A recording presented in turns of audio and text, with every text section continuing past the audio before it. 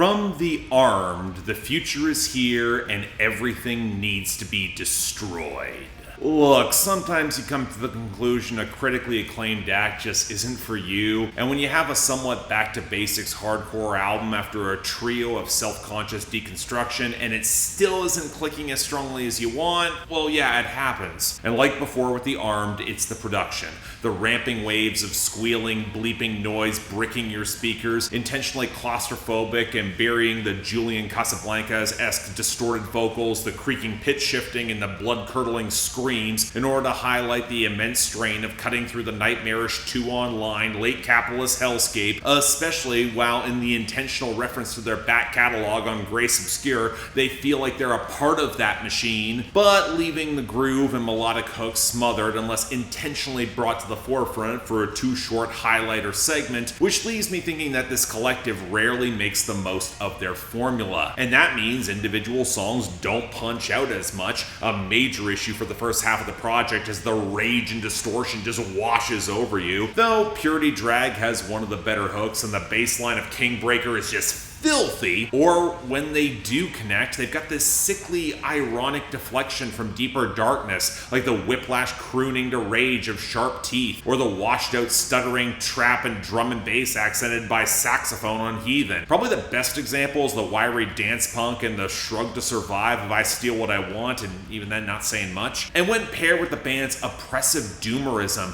as much as I can understand what they're doing, they can be a tougher sell to revisit. There might be some teeth to watching the online left eat itself with Purity Drag, or watching one's ideals get commodified on Broken Mirror with Prostitute, hollowing out one's humanity on Gave Up, or even toxic fandom on Local Millionaire, which has an admittedly killer bass line, but for a band already self-sabotaging their populism in their execution, there's this ugly sourness where it seems like no one's escaping the morass, and it makes their detuned but desperately enraged plea for sincerity on the closing track, A More Perfect Design, kind of feel like a Hail Mary. And the more the occasional feminine voices cut through, the more I was reminded that Echo Astral not only touched on similar themes with Pink Balloons last year, the production amplified their dynamics and the noise rock swerve, not crushed them underfoot. Again, not saying this is bad. If you've tapped into the Arm's pummeling and overworked cacophony and want a solid broadside of cathartic rage at targets both external and internal,